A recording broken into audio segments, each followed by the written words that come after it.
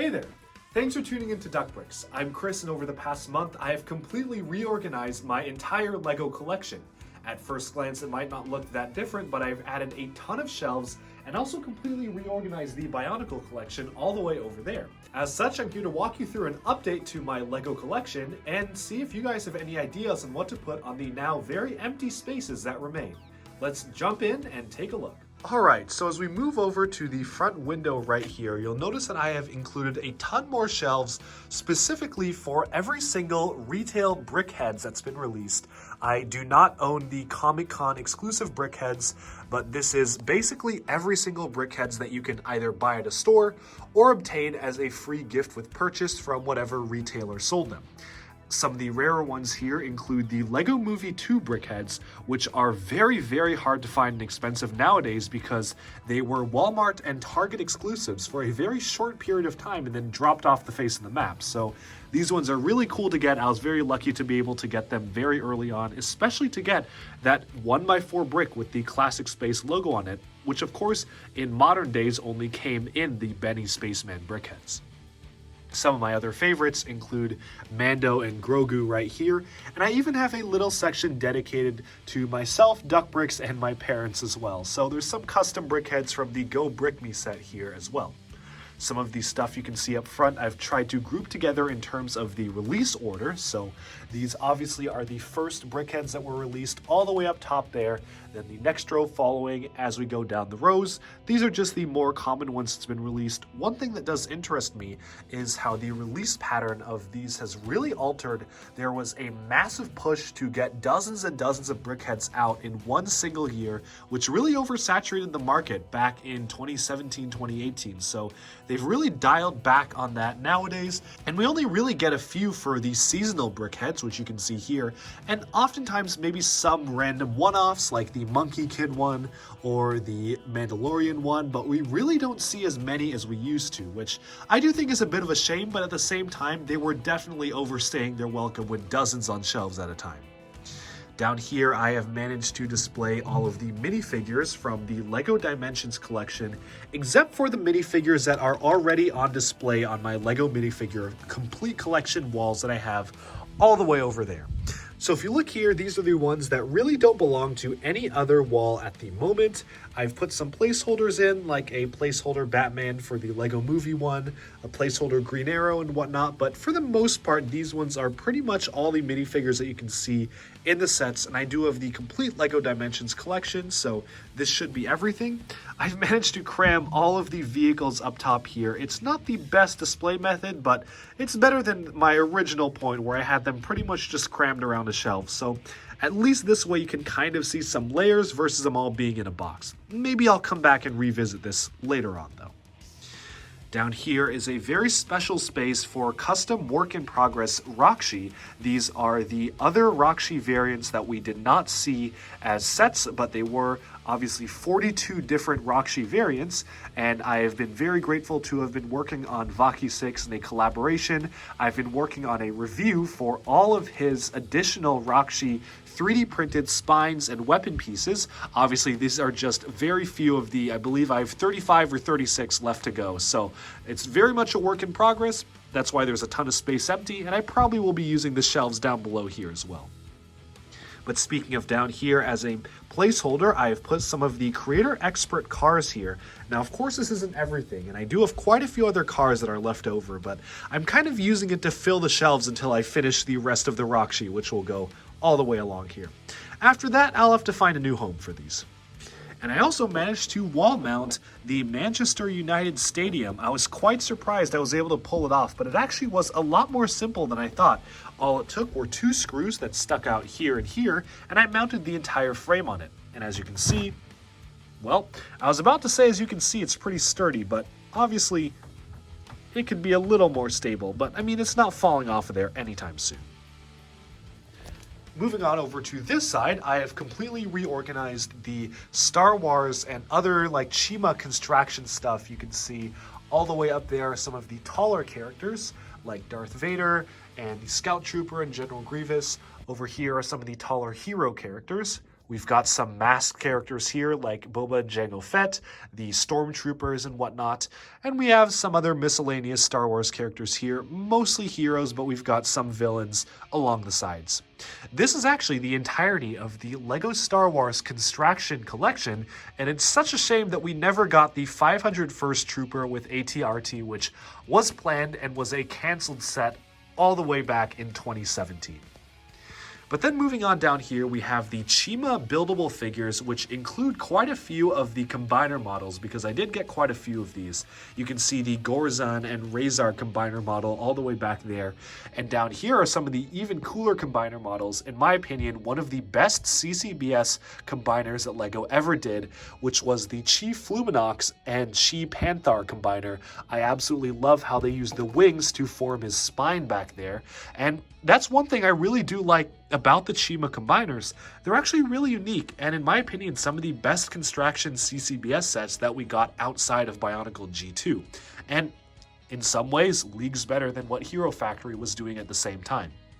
I've also got a little nod to some other construction stuff with a hockey player right here. Past here, of course, we have the Knights Kingdom collection. Again, I do not have all of the figures, which is why I've left a ton of empty space here. I'm missing around 3 or 4, so at least I have most of them. I will have the rest of them coming on Bricklink order sometime soon. I just don't have them right now. So that's where they are. And in the meantime, all the way over here, I've actually gotten a chance to start displaying some of the fan-created canonized Bionicle models on shelves of their own. You can see the top shelf there is very much a work in progress. I still have actually built quite a few that are in my review studio right now, so I don't have them up here, but here are some of the ones that I have reviewed or will be reviewing in the near future. Usually if they're on the shelf, that means I have recorded the reviews for them, and I'm just waiting to publish them on a regular basis so we don't just get them all at once. Some of the favorites here, you can see the Spiny Stone Ape, which I did have a review for. I also really enjoy the Makuta Miserix model, and of course, you can't fail to mention the Artaka model here. Somehow a San Tarkava has snuck in as well, though he is missing a few pieces that I have on order. Speaking of Bionicles, I have completely revitalized my entire Bionicle collection. This used to really take up only around this shelf and the top half of this shelf here, but you know, I was very much space optimized back then. I decided I couldn't really see anything, so I said, you know what, I'm going to take up a little bit more space just to organize these guys a little bit better and just see where I go from there. If I need more shelves, then so be it. Which obviously I did. I had to push over all the other construction stuff, but at least it's much better organized here. You can see the teams of the same characters basically at the top and bottom, at least up to this point here. Obviously, we've got the Toa Mata / Toa Nuva alongside the Turaga, Matoran, and Tohunga counterparts. We have the Toa Metru / Toa Hordika, all the way along here with the Rahaga and the Metru Nui Matoran. And then we've got the Toa Inika / Toa Mari, alongside the Mari Nui Matoran and the Voya Nui Matoran, as well as a few Hydrukas and whatnot here and there, and the Karzani exclusive Matoran I have tried to include here as well. Down here is where it gets a little bit more interesting. Obviously, we didn't get multiple forms of the adaptive Toa Nuva, so I've placed them alongside the Makuta. It's a little bit hard to see, but I actually have every single variant of Makuta here. This is the Antraz that drove the Jetrax T6 vehicle, but behind him is the Antraz set, which is far cooler, but a little bit more shrouded in the dark. Here we have Gali, of course, the both versions of Liwa, the one from the ship and the one from the set, and so on. But then moving on to the final year of canister size hero sets, we have the Glatorian right here alongside the Skrull, of course. So a little bit less categorized than the other ones, but obviously we've got the fire themed ones, water, jungle, ice. We've got, I guess, sand, which are the Voroks. We've got Matanui, who kind of fits in with that sort of category, as well as the Skrull right here. And then moving on to the middle section, I have included all of the titans and large characters of the many years of Bionicle. It is still a bit of a work in progress getting every single creature from the Bionicle Master Builder set built, but you can see a few of them here, including the classic Ussel from the Matanui online game, as well as some of the Rahi like this Hoi or Shore Turtle, and of course the Dikapi, which was seen in Powahi. Of course, alongside them are all of the other Rahi from 2001, plus Kadak and Gadak from 2002, because, let's admit it, they're close enough to Rahi to fit on this shelf. Some of the Titans spill over here because I simply did not have that much space to isolate them all on this one shelf here, but that's just the Exotoa and the Boxor, plus the 2003 Titans, where you can see Makuta. I actually do have the Takutanuva model, but it's just with the combiner models and not in this exact section. Alongside here is every single Rakshi, Borak, Borak Va, and Borak Kal as well, all corresponding to their individual elemental colors. Alongside here, we have the first year of the 2004 and 2005 Titan sets, plus the Gold Good Guy set, which is canonically Turaga Lee Khan, so I have placed him next to the original Toa Lee Khan right here. You can see that as it blends on, we get to 05 here.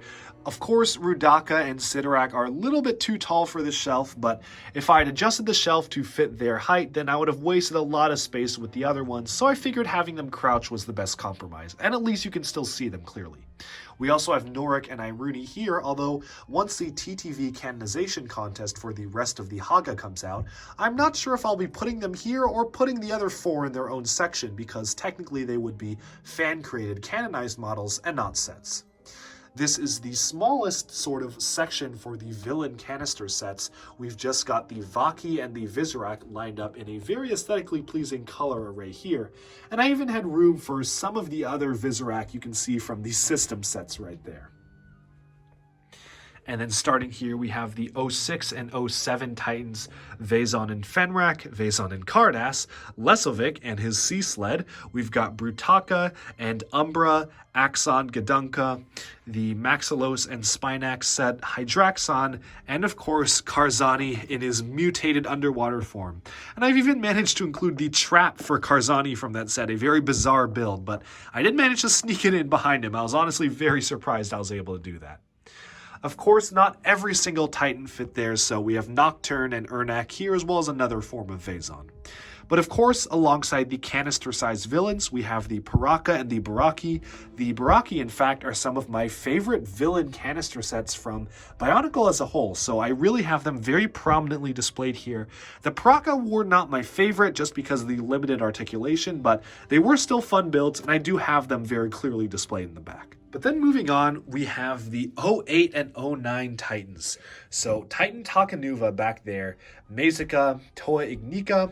We have some of the battle vehicles from 09, Mutron and Vikon, as well as Makuta Icarix.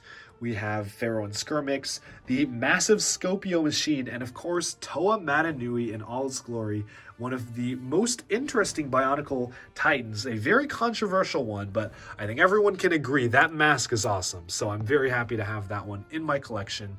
Of course, some of the battle vehicles spill over to this shelf, and I have crammed in the stars here as well, kind of in their own back corner where they can't cause too much trouble, but I did actually bother to put both versions of Tahu in because it is a little bit different seeing him in regular armor versus the golden armor variants.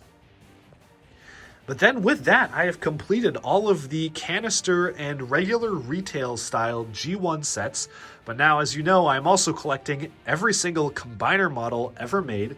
And so we start moving into here, and these are just duplicates of all the sets that you see here, but just built in their combiner forms. Some of the ones that I am currently building and are not on the shelf yet are the Manako, like the massive Manas combiner, as well as the combiner between the Muaka and Kane-Ra. Also note that I am only doing canon combiners here, so you're not going to be seeing the Exo Raptor or whatever that was called, or whatever combination of the Exo Toa they come up with. Really, I'm only doing the canon combiner models because, I mean, it's already enough work to do all the canon ones, and it's really not in my interest to do the non-canon ones, especially because they don't really stand for anything. You can see some of the more obscure ones here, like the Moo Cow, but I guess it's now the Matanui Cow because Moo Cow was too silly. We've got the Dikapi here, which was a flightless bird between a combiner of Turaga Oniwa and the original Toa Pohatu. The Matoran Nui combiner from the Mektoran sets. Of course, the Toa Kaida here with their corresponding correct silver and gold masks. You've got some of the Rahi ones here. the Borak Call combiners, the Borak combiners, and then the Toa Akamai and Wairurai Nuva combiners. Of course, he never appeared officially in the story, but it was possible for him to exist, so I do have him here. It's a bit of a stretch, but I couldn't just include Wairurai and not Akamai, so that's why I included him. Again, you can see Makuta Pterodax combined with Takanuva back here in Takutanuva. He's missing the mask right now because I am currently resin casting it. And that's a whole nother story, but stay tuned for that. I'm trying to resin cast that mask. And there is only one non-canon combiner model that I have built. That is this Japanese Rakshi combiner inspiration model. And the reason for building it was very simply it looked cool and was one of the ones that looked cool enough that it was worth for me to build. I honestly think this is way better than either of the two Rakshi combiners that we actually officially got from LEGO. So kudos to the builders of this one for coming up with such a cool combiner model. And yes, you'll notice the head coloration is a little bit off. I need to replace that with the correct colors once they come in from Bricklink. But I have managed to include some of the even rarer ones like the Borak Vok and Borak combiner here, as well as the walrus-like rebuild of the Parak, which you can see right here. So all of the very obscure combiners and rebuilds from 01 to 03 are pretty much on the shelf, besides some that I mentioned that I don't have built yet. Moving on to this side of the things, we have all of the 04 and 05 combiners here as well. So you can see this ranges from models like the Ultimate Duma model, which is very much crouched down to fit on the shelf, to stuff like the Zevon, which you can see right here. I was actually very surprised at the sheer amount of Visorak combiners that were also made available. There were pretty much, I'd say, 6 different ones. You've got the Paracrex, you've got another build for the Kagurok, of course the Zevon, a Shoot Flyer, you've got a Gate Guardian somewhere in there. A ton of Visorak ones that they made, and I was honestly very surprised while I was building it because I thought I was done and they still kept coming. Even alongside here, the 2005 combiner models spilled over. You can see, of course, the 2 Dark Hunters, or 3 Dark Hunters actually back here, like the ancient one right here. Also on the shelf, I have included the Rahaga combiner models, some of the other Toa Hordika ones, and moving into 06, you can see Botar back there, Toa Jovan, which I'm actually using the 3D printed mask designed by King K to represent the inorganic Kaden, or the Mask of Flight. I think it fits a lot better in this formation, and so shout out to King K for designing such a good mask. It looks really good on this character. Again, moving into here, we have 2007, 2008, and 2009's combiner models all on one shelf because they kind of dropped off in terms of having that many combiners in these years. So, Pit War Tortoise, you've got like the Manutri, some stranger ones like the Protodax right here, which is just such a weird build, and Swamp Stalker, Sand Stalker. Oh boy, we don't even need to talk about this guy. And some of the other stranger combiner models all the way back here. And with that, that about sums up all of Bionicle Generation 1. You can see on these shelves the canonized fan-created models. Of course, this is only a small snippet of what I have built and what's available. I'm just using them here temporarily. There's a lot of gaps on the shelves for more stuff to be put in. You can see all the retail sets and all the combiner models as well. And then very briefly moving on, I have a small space for the Robo Riders and Throwbots, the Galdor sets that I own, and I don't own all of them. I have some of them kind of smushed together there. We've got every single Hero Factory set, and this time I've opted to sort them by character instead of by set ER. I just thought it would be more interesting and more visually cohesive, so every Furno, every Surge, every Breeze, whatnot, you get the point. And yes, you will notice that a lot of them are very buried back here. It's kind of difficult to see everything unless I have the brightness turned all the way up. And again, obviously, I'm not really that into Hero Factory too much. I did collect all the sets, but mostly for the parts. And I do have all the sets on display here, but I actually do have pretty much duplicates of every set, and the other ones are just in my parts bin for mocking purposes. And I've just included them here because I do think that some of the builds are actually legitimately really cool. Like the Witch Doctor is really good. A lot of the villains I loved, especially the ones from Breakout. XT4, I know a lot of people don't like him. I love XT4 for some reason, so he's very prominently displayed there and so on. And I even liked the Beasts as well, so there were a lot of good things to come out of Hero Factory, just not all my favorite builds. And then, of course, you have some of the other experiments with construction down here. So every Ben 10 set, yes, I did manage to track down all the Ben 10 sets. Every LEGO Superheroes buildable figure you can see alongside this shelf here, pretty much just what fit here. So that is that. But we are not done with all of the new shelves, because besides a modification to these, I have managed to make some other major changes. You may have noticed these in some videos that I've recorded, but I've actually managed to hang the UCS scale Hammerhead Corvette made by demarking. The model is unrebrickable. It took me so long to figure out how to hang this one, but I finally actually got it hanging on 2 hooks, as well as the massive UCS style Razor Crest, which was made by Rich Boy J. You can get the instructions from him on his YouTube channel. He has a link there. One of my favorite fan created builds. I would not recommend attempting to hang this one, because this was an absolute nightmare to hang. It was on pieces on my floor for the better part of a month, and this was after building it. It was just because I couldn't get a good point to hang, because the top is pretty much just all removable, and if you try to put string around there, it'll just pull the top right off. But I actually did figure it out. It had stuff to do with the kind of the base down here and how the internal structure was, and I actually had to modify it relatively significantly to even get it to be in a hangable position. So maybe not necessarily something I'd recommend hanging, but it is there if you wanted to do it yourself. I also have the set scaled one flying along next to it. Over here, there is a massive empty space, and this is kind of in a little bit of a disarray right now, mostly because I plan to put the large, massive LEGO Coliseum right here. I will be shifting this all the way to the side, kind of making things a lot more compact in this area, and I will be displaying the big Coliseum right here. So that's why this is all kind of just shoved off to the side, and this is a completely empty space, because I will be building that on Christmas Day whenever I get it. Down here you can see I've actually emptied out a ton of these shelves, and these used to house all of the LEGO idea sets. And those shelves are completely empty because over here I have managed to display all of the LEGO Ideas sets. I have been continually impressed with the sheer amount of quality and unique building techniques that go into Idea sets, and I figured that they deserved a place of their own. That being said, I've also included some of the other specialty LEGO sets, like the Chinese New Year sets.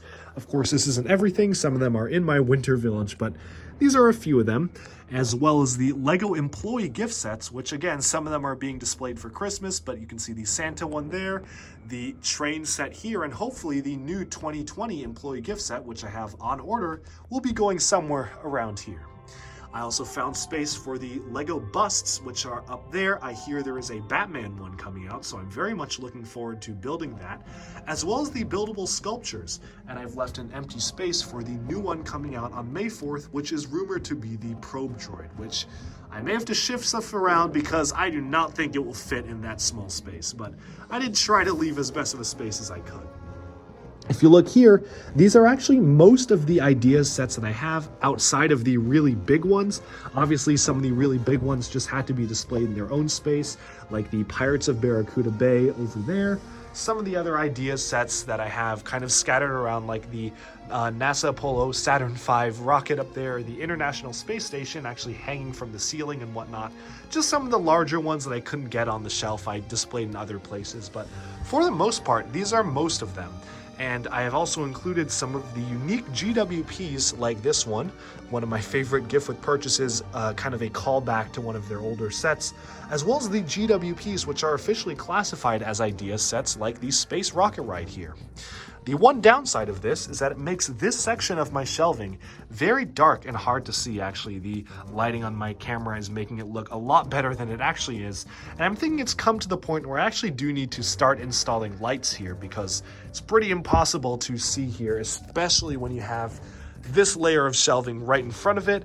You can see how dark it is back there. And now as we move the camera here, you may be wondering, what happened to all the Harry Potter sets? Well, the answer is that most of them are on the floor here as I temporarily find a new home for them. But the massive Hogwarts Castle and the original 2001 Harry Potter Hogwarts Castle modular display sets are on a brand new shelf all the way over here. I really love the UCS scale Hogwarts Castle, and I felt like it was a little bit too hidden all the way back on that shelf. So I got a new shelf and dedicated it just to that castle, and when I found I had a lot of room on the side, I managed to cram in all of the 2001 Harry Potter Hogwarts Castle theme sets kind of in their own section off to the side here. And surprisingly enough, once stacked upon the Chamber of Secrets, the height actually reached all the way to the top. So it was a pretty good use of space, I will say. That, however, leaves all these other Harry Potter sets on the floor for me to deal with. No idea where I'm going to put these yet. Again, this is just too much height for it, so I'm thinking I'm gonna have to even more redo all the way this works, probably make another shelf for mechs, maybe move all the Ninjago buildings together, and then find another stack for the Harry Potter stuff, potentially there, because they will be coming out with new ones. And then I don't even know if any of this is going to stay in the same configuration. So all sorts of things I have going on and ideas that I have planned for this space, but you can see this is very much a transitory period. And it's so much so that I actually got even more shelves, and I have them right here, included specifically to display the Welcome to Apocalypseburg Statue of Liberty set, as well as Homer Simpson's house here. Once I get the Quickie Mart, because I don't actually own the Quickie Mart, but once I get it, it'll probably go here, and I'll probably put some more shelves down here to take full advantage of the space that I have. Speaking of taking full advantage of my shelving space, I again have included some more new shelves here. That empty space there is for the Ninjago City Gardens. I am praying that it will not be taller than this because I have no idea what I'm going to do if it is. But some other shelves here, the Ghostbusters HQ with both models of the Ghostbusters car in minifigure scale here. Obviously the Creator Expert Ghostbusters car will have to go somewhere else. The Minecraft Mountain Cave, which was actually a really fun set to put together, a really cool system of rails that they've got going on to kind of go through the entire set like this, which is just a really fun set. One of my favorite Minecraft sets, probably my favorite Minecraft set, so I do have it displayed there. As well as the original UCS Yoda displayed next to the new statue of Yoda, which I felt had to be displayed together just to show off how far LEGO has come over the years. And the UCS ATST fit pretty perfectly in that slot too. So what else do I need to do? Well, obviously there's an empty space there for the gardens, but there are quite a lot of empty spaces on my shelves now. You can see that this whole area has been cleared out because I had some of the employee gift sets here. And you can even see that, again, most of the stuff alongside this shelving space here has been cleared out because I've moved them to the new idea shelves. Unfortunately, the Hogwarts castles do not fit there, otherwise I would put them there. But I'm still trying to find new ways to spice up my collection and make it a new experience every time that someone else comes in new through the doors to kind of take a look at what I've got going on. So this has been a very quick update of some of the, well, updates I've been making to my LEGO collection. Let me know down in the comments below if you have any ideas on how to best optimize the space, maybe some ideas as to where to put some of the Hogwarts Castle stuff, or maybe what to do in the now very empty spaces that I have in my collection. But as usual, I hope you enjoyed this update and look at my collection. Thank you all for tuning in, and stay tuned to Duckbricks for even more LEGO news, reviews, discussion, and analyses coming your way very soon. Thanks, and bye-bye for now. Oh, and one last thing. If any of you see any LEGO 2021 sets available in the state of Washington, please drop a comment down below and let me know. I have been to 3 separate Kohl's in my state. Not a single one has had pretty much any LEGO. There have been some Toy Story 4 sets. I think that was the biggest stuff I saw was from some old Toy Story 4 sets on clearance. I've been to a ton of Targets. I went to hobby stores, which apparently were selling some 2021 sets. I have not been able to find anything. So please let me know down in the comments if you are in Washington State or know anyone who lives here. Have you found 2021 sets? And if so, please tell me where. Alright, that's it for now. Thank you all for tuning in, and I'll talk to you again very soon. Bye-bye for now.